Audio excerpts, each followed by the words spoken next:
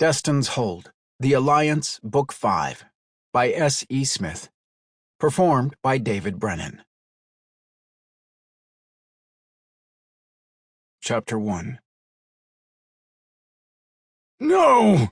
A low, tortured hiss escaped Destin as he fought against the paralyzing memories holding him prisoner. He struggled to free his mind, caught between the realm of nightmares and consciousness, but couldn't break free. After several long seconds that felt like an eternity, he jolted awake with a shudder and drew a deep breath into his starving lungs before slowly releasing it. Pushing up into a sitting position, he noticed he was tangled in the bedsheets. Destin ran a hand over his sweat-dampened face before reaching to turn on the lamp next to the bed. It was missing. It took him a second to remember where he was and that the lighting system was still alien to him.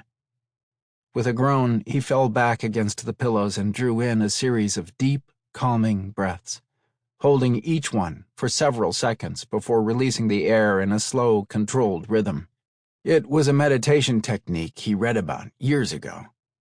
He continued until he felt his pulse settle down to a normal rate. A glance out the door told him it was still dark. He groaned and laid his arm across his eyes. He was up way too late last night, or should he say this morning. Unfortunately, it didn't matter the amount of sleep he got. His body was programmed to wake early. Destin dropped his arm back to his side and stared up at the ceiling. It was smooth and undamaged. There were no patched places, no cracks, and no bare metal beams. The architects and engineers back home were slowly making progress, but home was nowhere near as nice as Rathon, the Trivator homeworld. Throwing aside the twisted sheets, he rolled out of bed. The jogging pants he slept in hung low on his slender hips. He ran a hand over his flat stomach and curled his toes into the soft, plush mat under his feet before he began his daily stretching exercises. The taut muscles in his neck, back, and shoulders bulged as he tried to work the tension out of them. He might not be as tall as his Trivator brother-in-law, but years of hard work and targeted training had made his body the perfect fighting machine. Scars crisscrossed his flesh, each one a testament to the challenges he had faced over the past 7 years.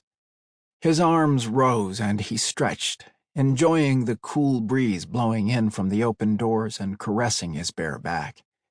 He could smell the fragrant aroma from the flowers blooming in the garden just outside and the tangy scent of salt from the nearby ocean. The weather here was a balmy 70 degrees, if he had to guess. He turned toward the doors and closed his eyes, blocking out the view of the garden and its high protective walls designed to keep out the wildlife. He tilted his head and listened to the sound of waves crashing against the shore. It was soothing last night, luring him to sleep, but now it felt relentless and violent, an echo of the adrenaline he woke up with. Destin ran a hand down over his hard, flat abdomen again. His fingers traced a barely visible 3-inch scar. It was a new one. He got it when a skittish street urchin fought to return to a building that was slowly collapsing.